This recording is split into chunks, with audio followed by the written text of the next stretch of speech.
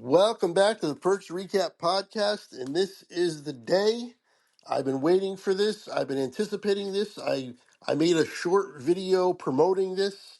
It is our NFL 2025 predictions, and it's going to be a big week here, a big show here. I got another show tonight that we're also going to have more predictions. We're going to have more people involved in terms of these predictions.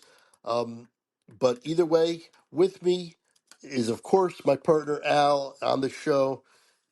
And Al, how you doing? Are you ready for this? Oh, you got that right, my man.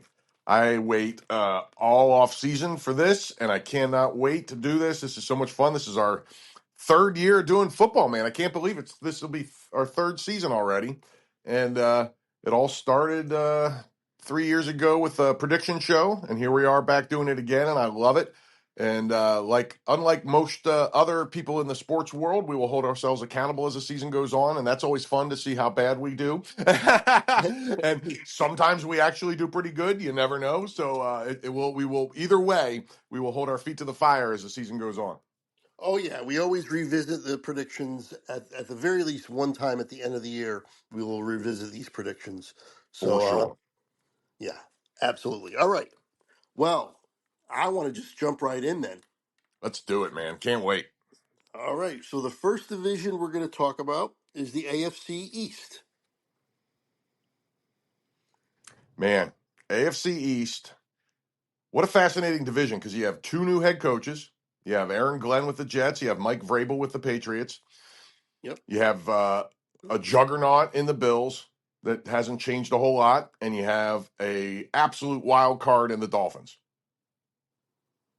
Right. I actually am not high on the Dolphins at all this year. Right on. I can see that. Yeah, I don't anticipate them doing all that well. The only playoff team I have from here is the division winner, which is the Bills, and I have them 13-4. Aha. Okay.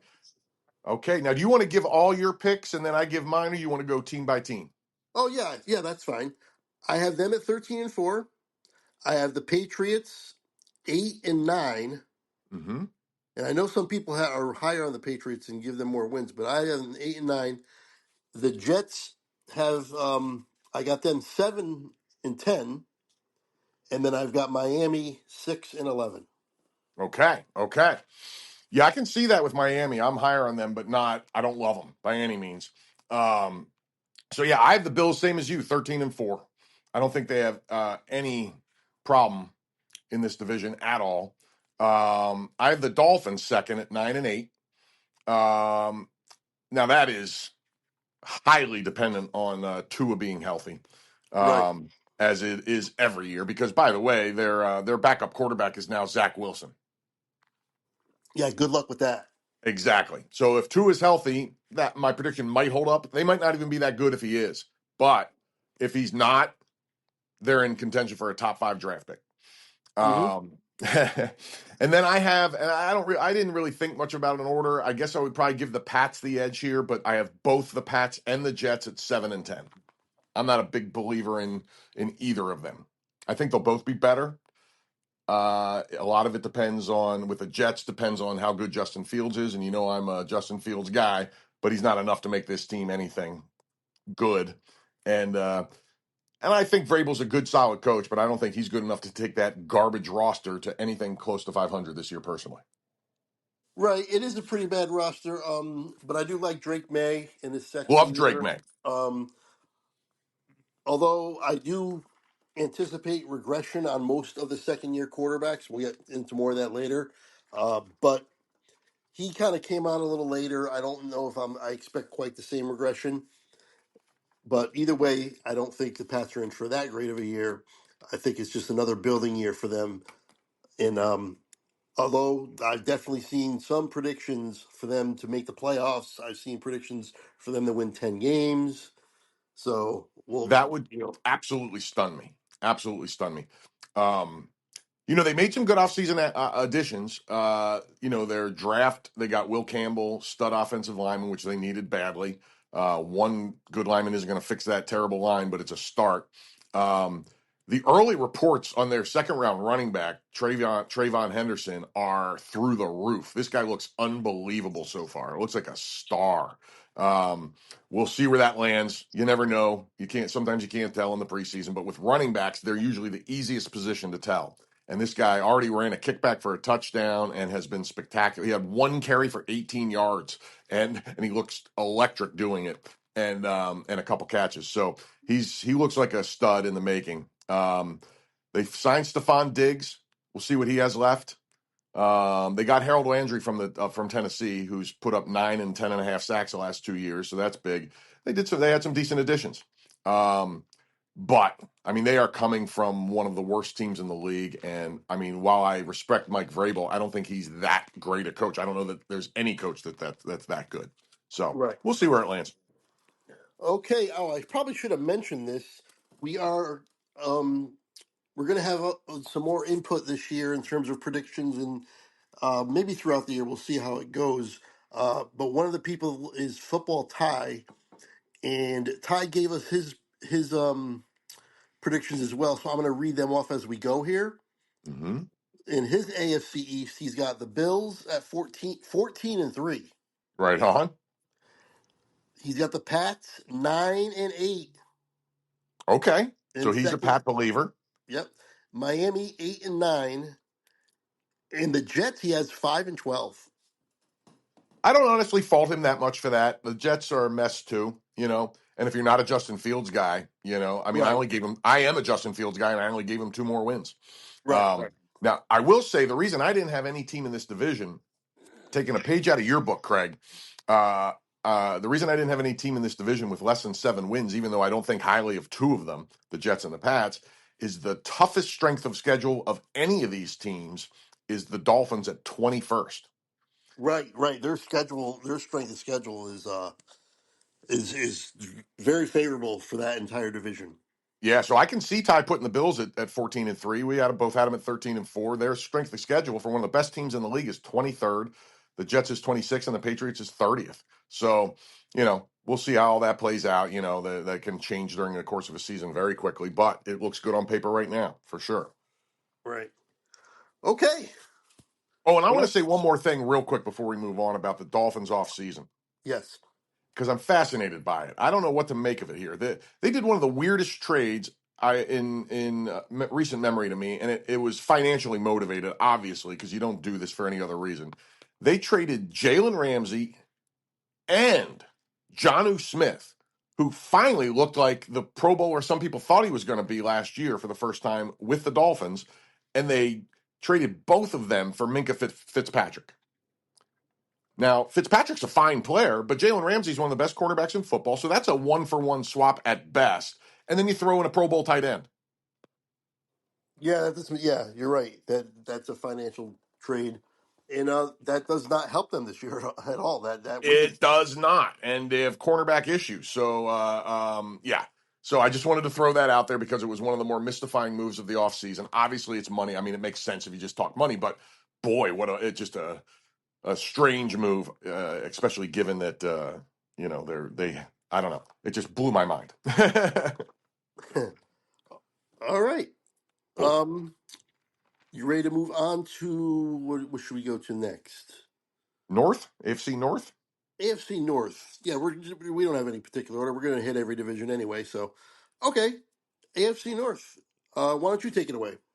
All right. So I'm gonna start with the Ravens going 12-5. The Bengals, if they can get out of their own way for the first 2 months of the season for the first time in years, going 10-7. The Steelers with Aaron Rodgers going 8-9. And the Browns, I they are one of two teams in contention for the number one draft pick next year at 3-14. Wow, I agree. They are definitely in contention for that. It is going to be a fight. Yeah. um, okay, I'm very similar to you, but I have Baltimore with a couple more wins. I have Baltimore 14 and 3, Right on. And I can see that absolutely. and I have them as the number one seed in the AFC. Okay, okay. Yeah, my number one seed is the Bills. Oh, sorry, got a call there. No, Anyway, no worries. Did you hear me say that my number one seed is the Bills? yes, I heard that. Okay, Yep. cool. Okay, so after Baltimore, I have Cincinnati at 10-7. Right on. Then I have Pittsburgh 7-10. Mm-hmm. Every year, I pick Pittsburgh to finally go down. I think this is actually the year, although I said the same thing last year. But I Yeah, think totally, man. this is the year they don't make the playoffs. This is the year where everything does not come together for them. And unless Aaron Rodgers can turn back the clock, I don't see any way how they're not any better than 7-10. And then I have Cleveland like you at 3-14. Oh, no kidding. We are very similar. The only you had Ravens with two more wins and Steelers with one more loss. Um, well, I want to say get into the Steelers offseason a little bit because listen, it all comes down to Aaron Rodgers. But I will say this: the Steelers had arguably the best offseason in the NFL. I mean, they're certainly one of them. Forget about Aaron Rodgers for a second. Let's just set that aside. Yep, They got DK Metcalf, a yep, top 10 or 15 receiver in football, where, I would put him in the top 10 pretty easily. Um, they got Jalen Ramsey. They were on the other side of that lopsided trade we just talked about, where they got Jalen Ramsey and Jonnu Smith and only gave up Minka Fitzpatrick. They got Darius Slay from the Eagles, who is getting old, but he's still really good. They got Juan Thornhill, who's a solid safety. Nothing, he's not going to the Pro Bowl or anything, but he's a solid safety to take over for Minka Fitzpatrick. They got some players, man. I mean, they got an A plus receiver and an A plus cornerback and an A minus quarterback only because of age and Darius Slay and an A tight end. That's not even talking about their draft. that's true. So, so we could both be really wrong about them. But I'm not going to pick it just because I just don't believe in Aaron Rodgers at this point. So that's the main factor for me. Now, if he surprises us, you and I will both be eating crow, down the road here. But Hey, I'm I going to. eat crow every year on Pittsburgh because every year I think they stink, and every year they prove me wrong. And every time I think I know what's going on there, I jump on one side of it, and then they fall apart the other way, or they get better. Yeah. So they're the hardest team for me to figure out in football, and I'm not going to pretend I can this year either. I'll go 8-9. I was going to put them with one game in around 500. I decided to go 8-9 instead of 9-8. But who freaking knows, man? They are mystifying. Yep. Now, Cincinnati, everybody's predicting a bounce back. I am as well, but their defense is not much better than it was last year. But I mean, it's got to be a little better. You got to think, um, and their schedule is not too bad, especially early, which means maybe they'll finally get off of that snide of losing every game and starting every year 1-5 or whatever. Yeah, I mean that's the whole key for them. I mean they're just unbelievable in the early season. It doesn't make a whole lot of sense. There was one year where Burrow was banged up and coming off an injury, and that made some kind of sense. But last year there was none of that, and they stunk anyway. So they and you touched on it, and I'll add to it. They did. Now it depends on their draft picks because they drafted Shamar Stewart, an edge guy who had the longest holdout of any player drafted in the first round, but should theoretically help their pass rush. And they drafted Demetrius Knight, a linebacker, in the second round. Other than that, they added a solid tackle from Green Bay named TJ Slayton, who honestly I didn't even know his name, but he's a good player. He has, you remember the annual value thing I discovered last year? That's kind of the football equivalent of WAR. Yes. So he had a 7 and an 8 the previous two seasons, which is very solid. I mean, like great players get somewhere between like 10s and 15s. If you're a 7 or an 8, though, you're a very solid contributor. So they added that at defensive tackle, and they signed Oren Burks, who was a Philly backup last year, who played very well when their starting linebacker, whose name I'm blanking on, got hurt last year. So couple solid ads. The rookies are gonna be a big factor in how much of a jump this defense takes. And if it doesn't, they're gonna struggle at times, but they can score, man. They can score. So and they extended Jamar Chase and T Higgins in the offseason. So Burrow and that whole offense is very happy. Yep. And that running back, I really like that running back. He's been a hot commodity in the fantasy circles this year. Oh, Brown there, I think his name is uh, Chase Brown. yes, he is awesome. I'm a huge, huge fan. Um, yeah, what is So, it? Yeah, Chase Brown. Yeah, and he's an all around threat. Like he's an absolute stud in the making, and he was unleashed last year to a certain extent, and he's going to be unleashed even more. They waited until about week. They were doing a little bit of a rotation early in the season, and then he clearly won the job by like about weeks 5 or 6. And guess what happened? They started winning. I mean, that wasn't the whole reason, but it certainly helped. And no more Zach Moss or whoever they were trying to rotate in there, and he's an absolute stud. I think he'll be a top 6 or 7 fantasy running back this year. In PPR, he'll be a top 5 running back. yep, yep. I'm a big fan. And then, Right on. lastly, the Ravens. What can you say? Their defense took a nice leap forward last year. I think they are one Yeah. of the best defenses in the league, one of the best offenses in the league. I see no reason why they can't have a really, really good year this year. They are monsters. You know, they're well coached. They have a great quarterback. They have a great defense. They lost 2 players of note in the offseason. A cornerback, Brandon Stevens, who's solid but not great, and they lost a good guard with Patrick McTari or Macari. But that's not much for a great team. So listen, they are one of the best teams in football. They have the ninth rated strength of schedule. That's the only reason I didn't go even higher. And they have a I don't know.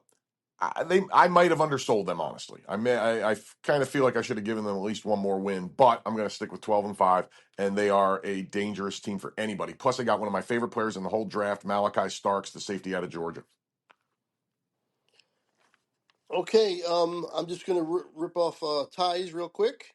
Cool. He went with Baltimore as well in first at 15-2, which is his best record in the entire league by either conference. Okay, yeah, I wouldn't dispute that too heavily. 15-2. Then he goes Cincinnati 11-6, even higher on him than I am. Yeah, I mean he's Um, one game ahead of both of us. yep. Then Pittsburgh 9-8. And Cleveland 3-14, just like us. We all All picked them to three go of us. 3-14. Well, and let me pile on Cleveland while we're talking because not only do they stink and are they a mess of an organization, um, you have one of the weirdest quarterback situations I've ever seen going on down there. You have Joe Flacco, Kenny Pickett. You have 2 draft picks, Yep. uh, Dylan Gabriel and Shador Sanders battling out for this, and only 3 of them can make a game day roster. You know what I mean? So I don't know what's going to happen.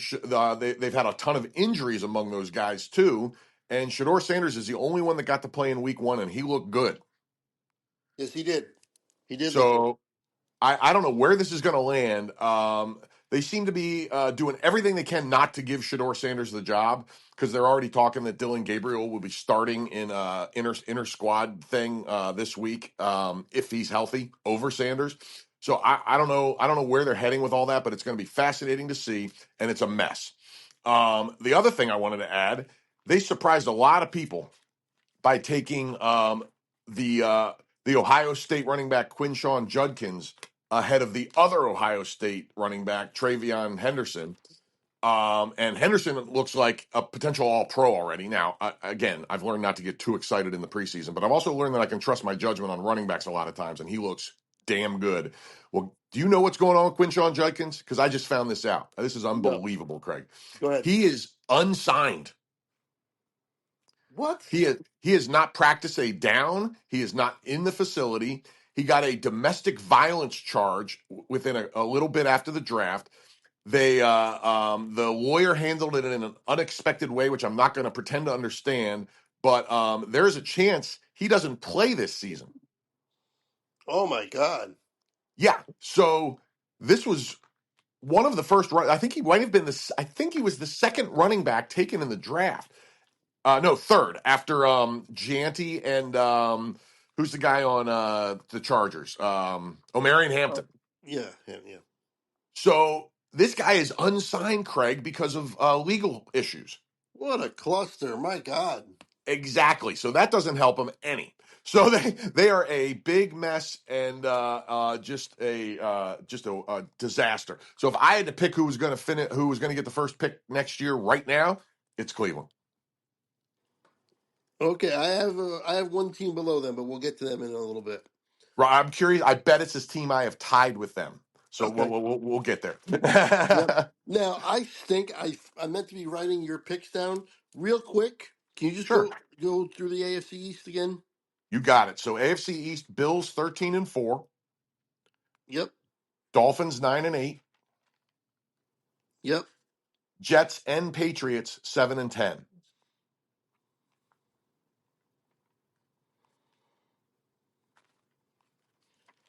Okay.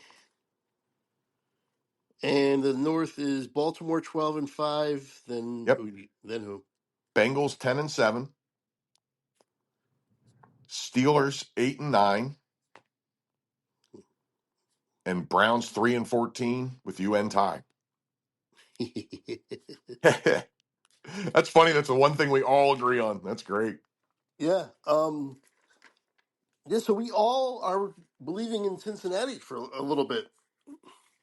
A little Yeah, bit. man. Like I would like to make them even better, but two issues: one, the early season woes that are just inexplicable, and the other is their just god awful defense. So Yep. that did almost nothing to improve. So I'm very curious about them this year. There's a wide variable with them to me. Their offense is so good; it might be able to overcome that D. And if the D just becomes mediocre, they could win 11 games, and it wouldn't surprise me, or even go even higher. But I don't know, man. Just a lot of variables there to try and figure out with that team. I agree. Okay. You want to move on? Let's do it. Okay. Next, we're gonna go. Let's go AFC West, You got it. and I will start it off here. Cool. My third seed in the playoff seeding and winner of this division is 12-5, but it is the Chargers, not the Chiefs. I knew you were going to be picking somebody other than the Chiefs this year, and listen, it could very well happen. This could be the year for that. I have Denver and Kansas City both at 11-6, Oh, this is priceless, and you'll see why when I do my picks. Keep going. and then I have Vegas at 5-12. Right on, right on. That's great, man. Because so check this out, dude. So I have within one game, I have the exact same records you do, but different teams. Okay. So so I have the Chiefs holding on for one more year, 12-5. And they, I believe, are my 3 seed, like the Chargers are your 3 seed. Let me make sure I'm right about that. Yes. Um, and then now I was going to have the Chargers be the second in the division until the big news this week that Rashawn Slater is out for the year. And that was Yes, enough. That's huge. I mean, he's one of the best tackles in football, and that is going to hurt them. They're good enough to overcome it and still be very good, or I didn't knock them down too much. I just made them the loser of the wild card between 2 and 11, or the tiebreaker between the 2 11-6 teams I have in the same division. Broncos finishing second at 11-6, Chargers finishing third at 11-6. okay, that makes sense. Absolutely. And then the Raiders, this is where we were just one game different. I gave the Pete Carroll power, one more win, 6-11. Okay, yeah, that all makes perfect sense. Real quick, we'll run through ties, and then we can talk about it. Let's do Uh, it. he has the Chiefs at 13-4, so he has them even higher than you, winning the division. Right on. But he has Denver higher than both of us too. He has Denver second at 12-5. Yeah, man. I would, Wow. I could see it. I could see it. He has the Chargers 10-7. By the way, this division is so good. Those top three teams, that's the best three teams in any division, I think. I think Uh, so. I'd have to, yeah, unless I'm forgetting something. Yeah, yeah, it is a tough division, man. he has the Chargers 10-7, and he gave Vegas a couple more wins. He has them at 7-10. Okay, okay. Well, he's a Pete Carroll believer too, apparently. Yeah. Even that So only got him 6 wins for me. I right, and only five for me. love it. But yeah, I think it's time. I think we are the dynasty is. coming to a close. Yes, which yeah, I don't.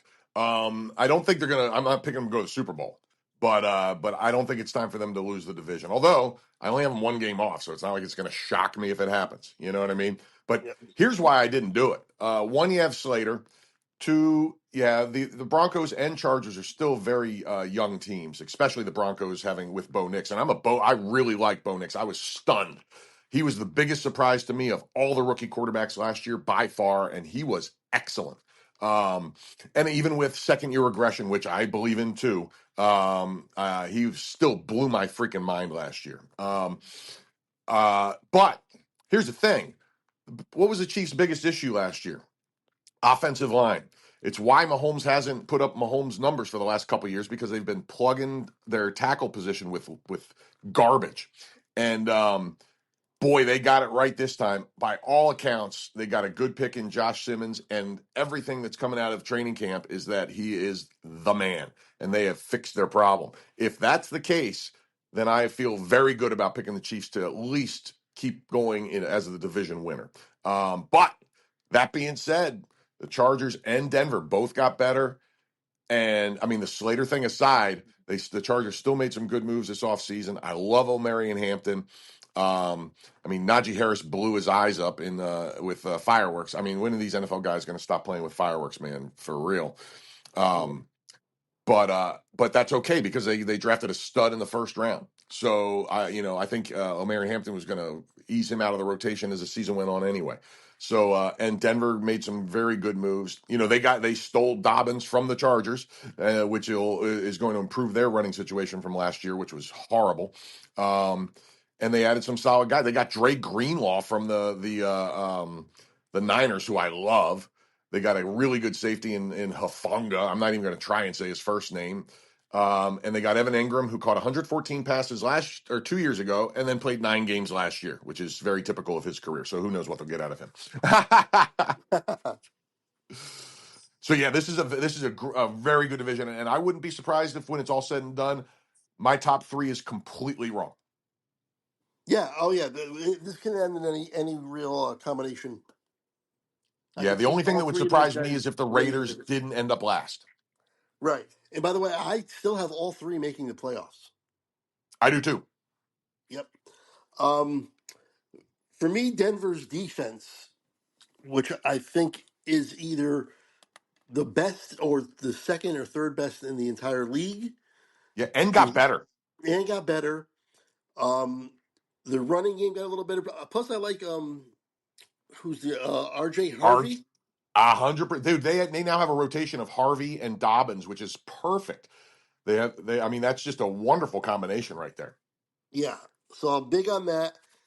Um, and like I said, the second year quarterbacks, I do believe in the regression. I do think Bo Nix will regress a little bit, but I'm so high on that defense and their running game now that I think they'll be able to overcome it and still have a very, very good year. Yeah, I'm with you, man. I'm with you. It's going to be fascinating, man. And I'll say it one last time. It's going to be really interesting to see how much Rashawn Slater going out hurts the Chargers because you do not lose. That would be like the Eagles losing Lane Johnson. Yep, yep. That's tough. That is tough. I hope they have. I don't know who the backup is. It better be somebody good. But I still, even with that, I still like them a lot. Yeah, me too. Yeah, the Chargers are right there as well for me. Obviously, I have them winning the division. So, No doubt, no doubt. Very. I mean, yeah. All three teams are very interesting. You can make cases for any one of them. I mean, none of us had Denver winning, but you can make that case too. yeah, absolutely. I would not be. I wouldn't be surprised at all if they win the division. Me either. Me either. Yeah, that's a great division. Three great teams right there. Love it. Absolutely, man. It's going to be one of the best, most fun divisions to watch in football. Yep. Okay. Do you want to move on? Do you have anything else to add for this one? Let's do it. I don't have a whole lot to say about the Raiders. We can just, Ashawn Janty's going to be fun to watch. Other than that, let's move on. All right. Yeah, I agree. By the way, with that, Genty. Right on. Right on. Okay, so AFC South.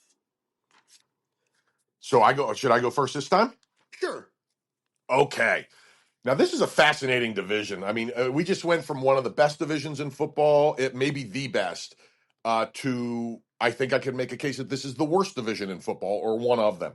Um, I'm going to go, I'll start at the top with the Texans. I'm going to make them 11-6. Then the Colts at 8-9, the Jaguars 6-11, and the Titans 5-12.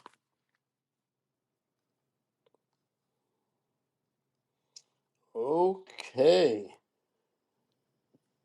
Titans 5-12. Okay. Where'd you land on this? Okay. I just was writing yours down.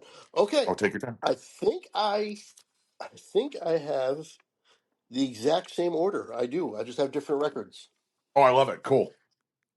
but not at the top. I have the Texans winning the division, my 4 seed, and they are 11-6. Oh, nice. But I don't have it in the same order. I apologize. I have Jacksonville second at 8-9. Okay. Yep. I have Tennessee and Indy both at 6-11.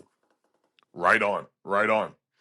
Yeah, I could see that. I don't have I'm not in love with the Colts. I just think they're a decent team minus their quarterback position, but that's a big freaking position.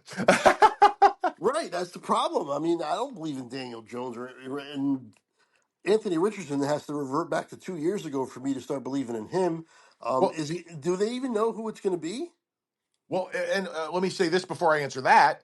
He dislocated his pinky on his one of the first plays of the preseason. He already got hurt, Craig, again. So I guess right now it's Daniel Jones. I mean, I don't think the pinky's going to cost like go into the season or anything, but it sounds like to me from all the tea leaves that they want it to be Anthony Richardson. But it is far from determined. And knowing Anthony Richardson's health, Daniel Jones is going to get his shot. Now, the crazy thing is, Daniel Jones has his health issues. So they have two more of the more injury prone, I mean, one of maybe the most injury prone quarterback in football with Anthony Richardson, and one of the most injury prone quarterbacks as his either competition slash backup. So, I mean, I think we're going to have to find out at some point this season who their third quarterback is. Yeah, because he's probably going to play. Exactly. Yeah, it is probably like you said, possibly the worst division in football. There's only one other division that might be able to give it a run for its money in the NFC, but either way, it's the worst division in the AFC. Yep. And yeah, Jacksonville, I got them at 8-9. I just they never seem to get it right. Although I love Brian Thomas, Yeah. and I don't know what to think about Trevor Lawrence. This is a make or break year for that guy. It really is. I mean, he looked like a once promising superstar. He regressed to really bad, and then he came back to okay. So I don't know what he is at this point. I really don't.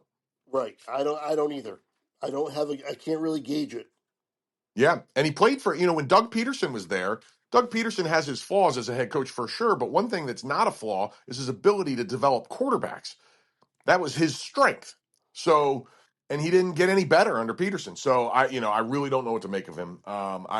This is one of those teams that I root for, and but I really don't know what to make of them, man. I'm not high on them, and the fun part about this team this year is going to see what Travis Hunter does for them, and how much he actually plays on both sides. They started right in the preseason; they played him on both sides of the ball, so they are keeping their word because he said he was going to pack up and go home if teams didn't let him play both sides of the ball, and they are keeping their word on that. And I can't wait to see how that works out because it's a completely unique situation. It hasn't happened since Concrete Charlie Bednarik played both sides for the Eagles in the 1960 NFL Championship game 5 years after anybody else in the NFL did it. So I cannot wait to see how this works out, man.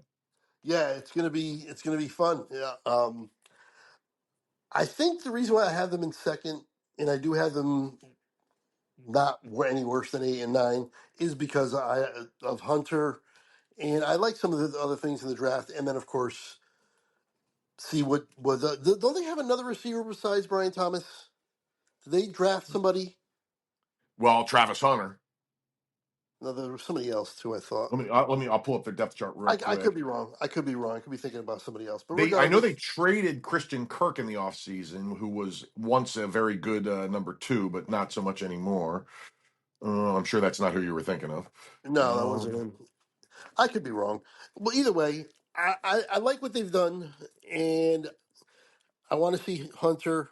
And it's not like I'm that high on them. I have them 8 and 9. So yeah. That's hey, listen, that's totally within the realm of possibility.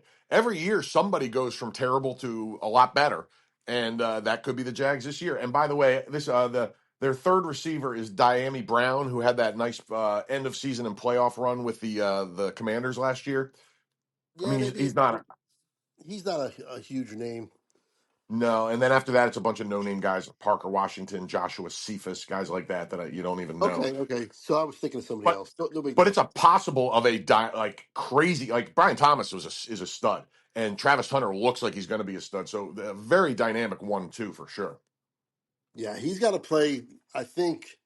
I mean, he wants to play both, but I would primarily play him, give him more plays on the in the offense. That's the plan, and I'm very curious to see how much he's going to play. He's going to be a full time starter on offense, pretty much. I mean, I'm sure he'll 75% of the snaps at least. I'm guessing.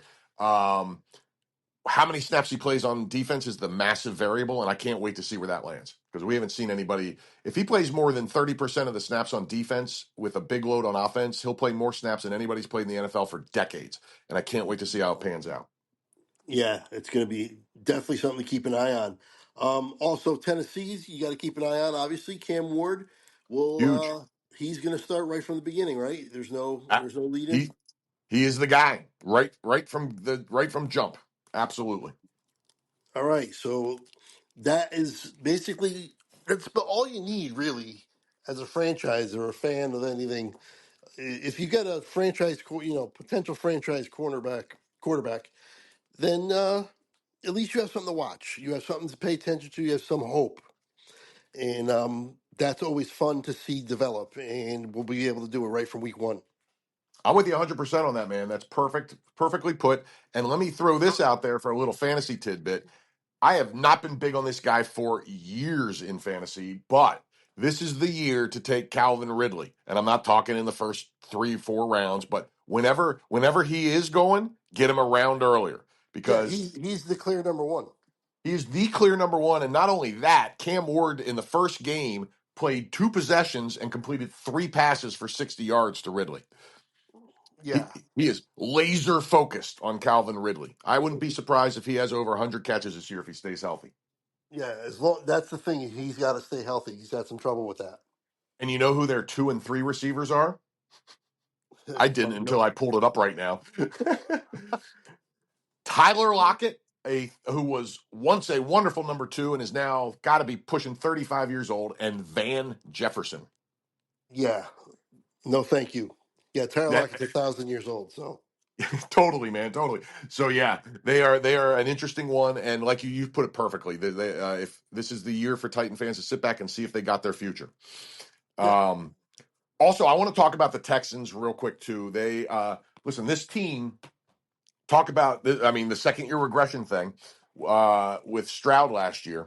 But that second year regression was in large part because they had the worst offensive line of any team that made the playoffs by far, and maybe the worst one of the worst lines in football, right there with Chicago and maybe a couple other teams. And they did almost nothing to address it. They signed Cam Robinson, who's a solid tackle. They signed Laken Tomlinson, whose annual value is 6, 4, and 6 his last 3 years, which is mediocre to play guard. And they traded one of the best tackles in football to the Commanders in the offseason, who the Laramie Tunsil. yes, So they downgraded by going from Tunsil to Cam Robinson, and they signed a guard who's mediocre. And after trading their starting guard last year, Kendrick Green to the Eagles, who's bad enough that he's not even going to really in heavy contention to start for the Eagles. So they replaced a bad guard with a about the same guy, maybe a little better. So they did almost nothing to improve it. So I don't know. I don't know what their plan is there. They didn't. They didn't. They drafted a second round tackle, which could help, but who knows? Second round tackles are dicey and usually don't contribute too early. We'll see. Um, so even though I picked them to win the division, I did it in large part because it's such a bad division. There's no other team to pick, and I'm not high on what they did this offseason. So we'll see. We'll see. It's going to be interesting, man. I don't know. I don't know what to make of that team. I'm not. I don't think they're unless that line comes together. They are not going to be a factor in the postseason. And 11-6 may be too high. I don't know. I their defense is really highly regarded, though. They're right. They're consistently ranked in the top five in defense. Yeah, they. I mean, I let me think I find their even saw stats. so. I think I even saw somewhere that they were listed as the number one defense. Yeah, in fantasy, maybe yes, but they were the number five in total yards allowed last year. So it's a good D, but if CJ Stroud gets sacked 60 plus times again this year, I don't care how good their defense is, you That's know? true. That's the problem. Yep. So, I mean, listen, the Dolphins were number 4 in yards per game allowed last year. How'd that work out for them? Right. Right. Yep. I agree. Okay. So yeah, they're a team with a wide variable to me. I do like their defense, and it's a definite positive factor. But man, I just can't believe the lack of attention to the offensive line in the offseason. It blew my mind. So we'll see. All right. Well, your playoff teams in the AFC before we move on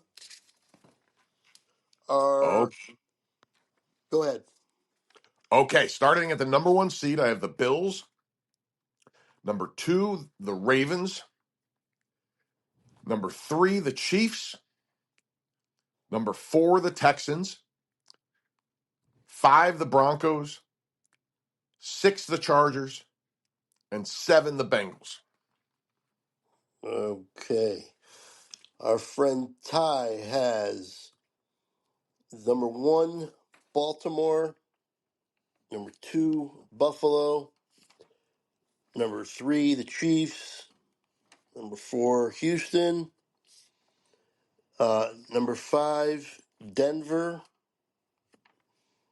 Number six, Cincinnati. And number seven, the Chargers. Right on. And I have Baltimore number one, Buffalo number two, the Chargers number three, Houston number four, Denver number five, Kansas City number six, and Cincinnati number seven. Right on. Right on. Yeah, I wouldn't dispute any of those picks by any of us too hotly. Yeah, they're all well within the realm of possibility for sure. Absolutely. I don't think there's any like major stunners in there. I think everything is logical and could absolutely pan out the way any of us picked it. I agree. All right, I'm ready to move to the NFC if you are. Let's do it. I'm thinking we save our East for the last. Yes. All right. So where do you want to start? Wherever you want to go. Want to go with the North? Let's do it. Awesome. All right, NFC North. I was tempted to move them down a little bit because I don't like basically a new coordinator on offense, a new coordinator on defense, and some of the moves that were made. I don't think they're as good as they were. I think they kind of missed their window, but I have the Lions still winning the division, and I still Mm-hmm. have them with a good record of 12-5. But I almost want to bring them down to 11-6. I'll stay 12-5. Right on. Right on. Then I have Chicago and Green Bay, both 10-7. I love Chicago to make a nice leap this year. I love it. And then I think Minnesota's going to struggle. I have Minnesota all the way down at 5-12. Ooh, I like that. Okay. I That's great, man. That's great. Yeah. Well, okay. So we're somewhat similar, not right on by any means, but somewhat similar here. So I have very similar feelings to you as you do about Detroit. I still like them a lot, but I remember, because it's my team, uh, how much losing two coordinators in one off season can hurt you. From 2 years ago when the Eagles had that epic collapse and almost got Nick Sirianni fired. Um, Yep. and it's huge. So they were two very good coordinators, excellent, and it can't not affect them in some way. Now, some maybe they'll adapt better than the Eagles did that year. It's certainly possible. The Eagles tried two young guys with no track record, and it hurt them bad. So we'll see what happens with Detroit. Um, I have them going 12-5, exactly like you. Oh, by the way, the other factor here is, and you and I talked in the offseason a couple times about the NFC East strengths of schedule issue, which is very hard. Well, guess who's just as hard, if not harder? The NFC North. The the Lions and the Bears are tied for second in strength of schedule, second worst, and the Packers and the Vikings are tied at fifth. Yeah. Yep. So that's this is a tough year for these guys. So I'm going Detroit 12-5. I believe in a Bears leap like you. I'm a big Ben Johnson guy. And but I have them at 9-8 instead of, I think you had them, what, 10-7? Yes. Okay, cool. We're close. And then I have the Packers also at 9-8, but behind the Bears with the tiebreaker. And then the Vikings, I kind of want to go even worse like you did, but I'm going to go 8-9. I just don't know. I have no freaking idea, none, what to make of J.J. McCarthy. Right. That's why I every time I was going through and looking at them and looking at some of their games, I kept saying if JJ McCarthy, first of all, isn't the guy, they're going to really struggle. And even if he is, he's probably going to struggle at least the first half of the year. Um, I don't know. Usually the first 8 to 10 games, a rookie doesn't really usually win all that much. so Yeah, I just yeah. I did that. So I landed on five wins. I I don't blame you. I don't blame you at all. You might be more right than me on this one. The reason I went a little higher than you is because Kevin O'Connell might be the best quarterback whisperer in the league right now. This guy turned Sam Darnold from a bust to getting $1 million contract. 100. Sorry, geez, that sounded like Austin Powers. $1 million to a to a. $100 million. Oh, it's so William. funny. He turned Darnold, yes, exactly. He turned Darnold from a 5-6 year bust into a Pro Bowler, which I couldn't believe. So if anybody can do this with a complete unknown, it is Kevin O'Connell. So I'll give him a little credit after what I saw last year with that. But I wouldn't be surprised if they have 5 wins or 8 wins. I would only be surprised if they're much better than that. Right, right. If they're contending for playoff spots, then yes. Yeah, that would be one heck of a coaching job by O'Connell if he pulls that off. Yeah, I Um, actually don't have Green Bay in the playoff. I have Chicago ahead of them in the yeah, me tiebreaker. too. Me too. I'm the same. I have let me get to it real quick here. Yeah, I have the Bears coming in as a 7 seed and the Packers not making it. And that's crazy, but I just love everything Chicago's doing. And again, we have the second year regression. But the thing is, I think he struggled so much later, like that midway through the year. Remember, he came on, was looking good, and then midway through the year really struggled. But he started to come out of it towards the end of the year, and I think we're kind of over that part already. Listen, I'm with you. And listen, you got to discount, like, Caleb Williams had one of the more, listen, if it wasn't for Jaden Daniels having one of the greatest rookie seasons of any quarterback in the history of the NFL, we would be talking a lot more about how good Caleb Williams was last year, especially given that he had one of the worst coaching situations you'll ever see. Yep. He succeeded in spite of that coaching staff. And there were a lot of ups and downs, like you said, because they coached him like Buddy Ryan coached Randall Cunningham back in the day, where he didn't even talk to the offense all season and said, just go out and make plays. I Yeah. mean, it was unconscionable the way they coached that guy last year. So for him to actually have one of the best coaches and I think the best offensive coordinator in football last year now as their head coach. And it's huge. It is absolutely huge. There are rave reviews coming out of his big time improvement in training camp, and I believe in it. And they are loaded with offensive talent. I mean, their receiving core is unbelievable. I have it. I'll have it in a sec here. Yeah, Bum. UJ and They what's his face? uh, here. Oh, dang it! I have it in a sec. They drafted the rookie. I'm stammering. Here we go. Here we go. Sorry. They have DJ Moore, Yes. who's been a Pro Bowler. They have Roma Dunze, who's going to be a Pro Bowler. They drafted Luther Burden with one of the first picks in the second round, who's extremely highly thought of. They have they drafted the tight end from Michigan, whose name Yeah, I'm blanking on Loveland. right now. Thank Loveland. you. They have four potential, depending on how the rookies are. They already have two studs in their receiving core, and they have a potential for four studs in that receiving core, counting the tight end. I mean, that's just amazing. So Another yeah, I'm a name moving up the draft boards for some reason is DeAndre Swift. People are getting back on board with him.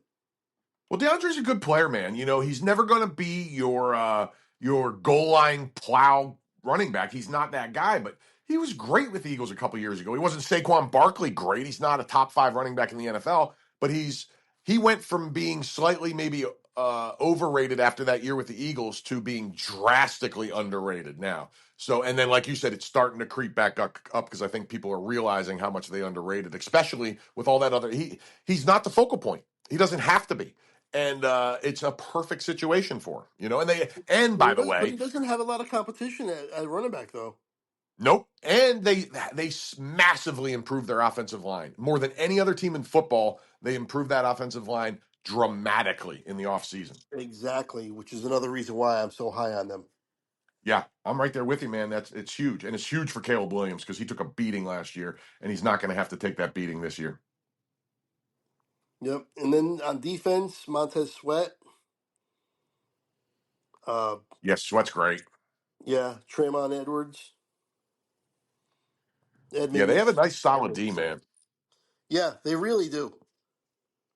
I'm just looking at the roster right now. Yeah. I'm just very high on them. I really am. Yeah. They added Grady Jarrett too. Their Achilles heel last year on D was they had the 29th ranked rush D, and they added one of the best run stuffers in football in Grady Jarrett to help. You know, you know how much of a difference one of those giant good run stuffing defensive tackles can make, and Grady's one of them. And the just to hammer home that offensive line upgrade, they added starting center Drew Dahlman. They added starting guard Jonah Jackson. All pro guard Joe Thuney from the Chiefs, and they drafted Ozzie Trapillo, a tackle in the second round. Massive upgrade, massive.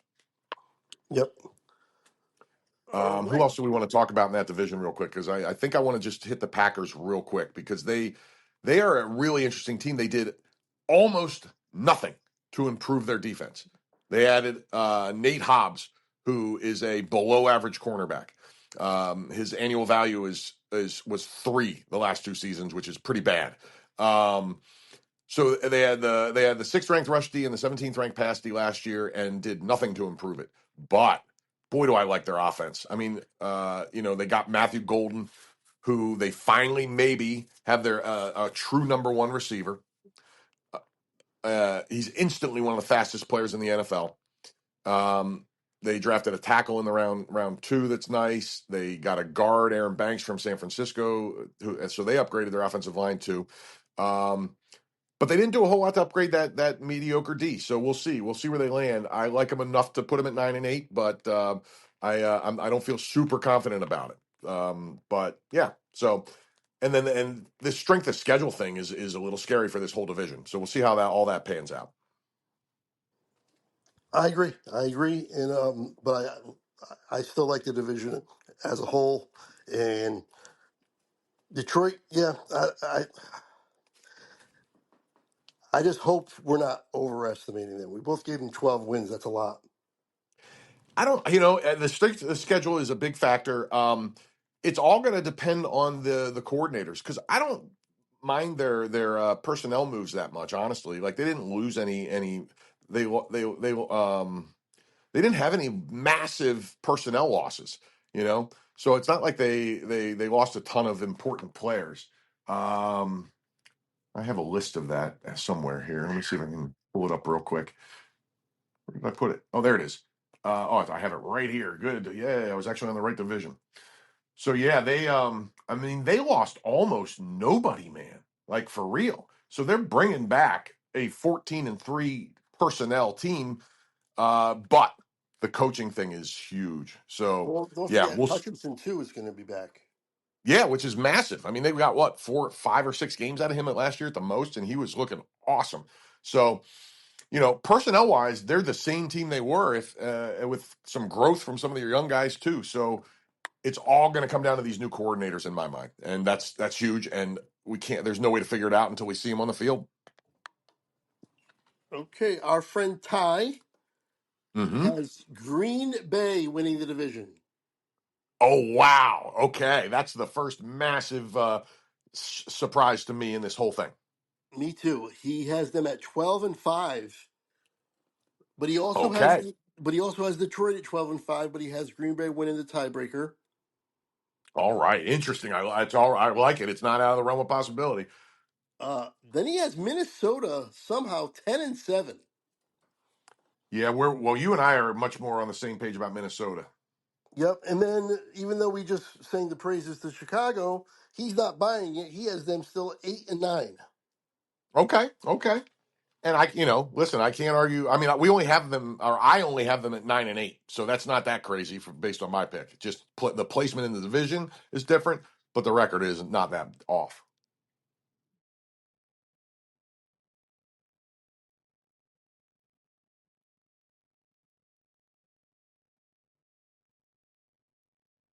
Yeah, it's possible, but I don't see it because Anthony Richardson, even the one year he was good was up. His completion percentage was like 54%.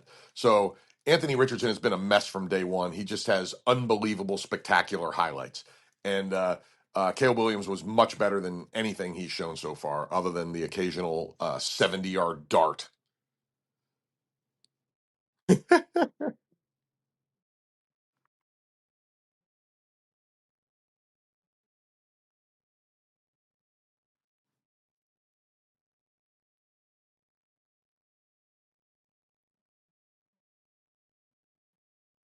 Hmm.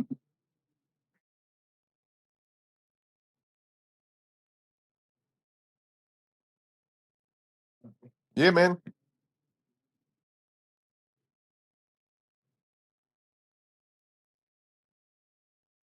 No worries at all on my end, my man. That is totally cool, and we'll pick it up whenever you're ready. All good.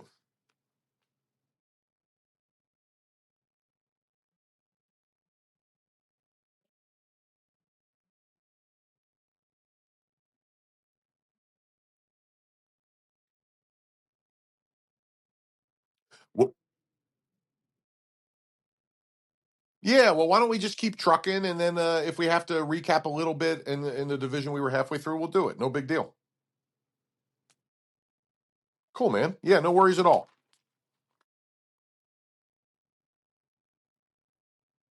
Absolutely. Well, yeah, let's roll the dice.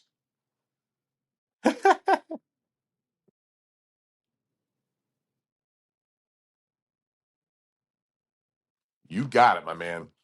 Okay, so this to me, I think, was probably the trickiest division. There's a lot of variables here, and I'm going to, in fact, pick the team. I want to check one thing before I say this. Make sure I'm right. Oh crap! And sorry, I dropped the phone. We're back. Let me check one thing before I make my grand proclamation here that I want to make to make sure I'm right about it. Yep.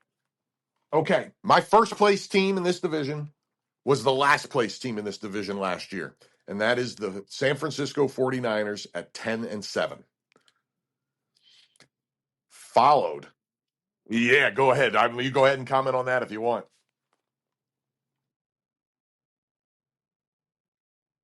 Okay, great, great. So San Francisco at 10-7, the Rams at 8-9, the Cardinals at 7-10, and the Seahawks at 5-12.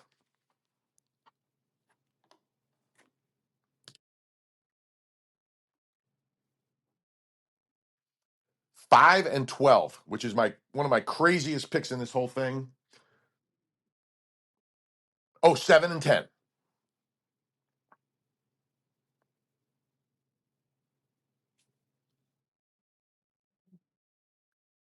I am not a Darnold believer. Not a Darnold believer. He did it with the quarterback whisperer and never anywhere else in his career. And let's see if he can continue that with a different coach.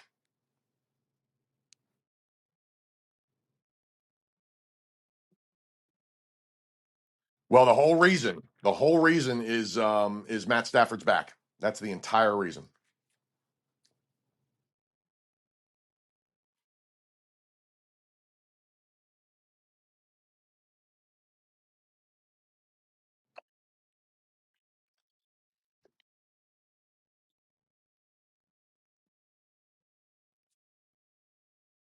Okay. Mm-hmm. Right on. Right on.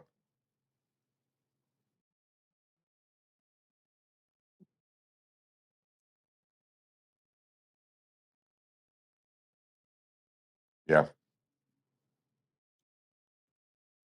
Mm-hmm.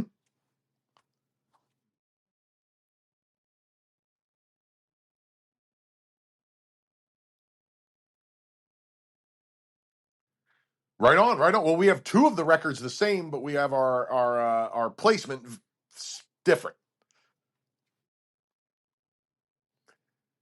Yeah, this is a fascinating. Do you want to give Ty's picks a while before we go off on the different teams?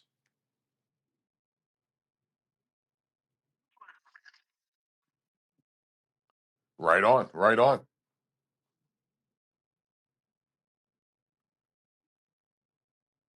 Isn't that funny, man? Wow, that's interesting. Cool.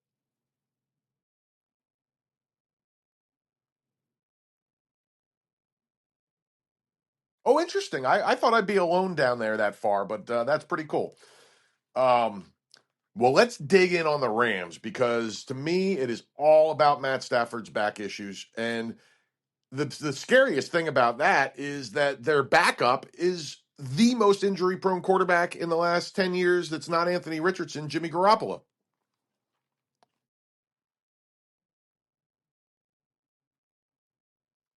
And I love Stafford, man. I'm a big Stafford guy, but you're talking about a 37-year-old quarterback with chronic back issues, and it's already creeping up in the preseason. And I don't know. I hope he's healthy. If he listen, my I they're going to go to the playoffs if he can play most of the season.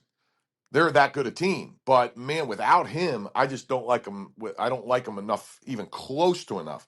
So I had a real hard time figuring out what to do with them. I was teetering between 9-8 and 8-9 because I just didn't know what to do. Plus, they have it's a middle of the pack strength of schedule, but it's the hardest one in their division by far.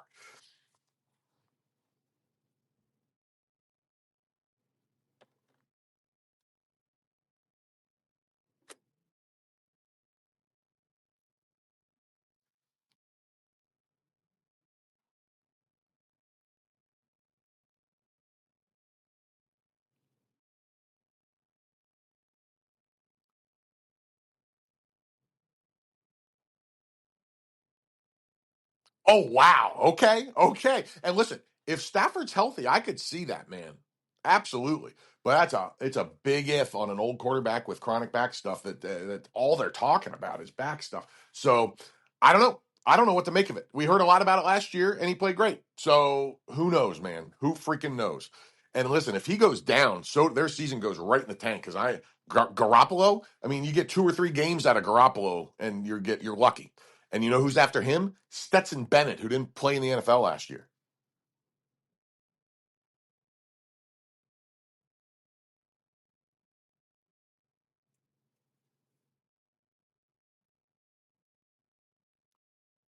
Yeah, and listen, I'll say it one last time: if he's healthy, I'm wrong.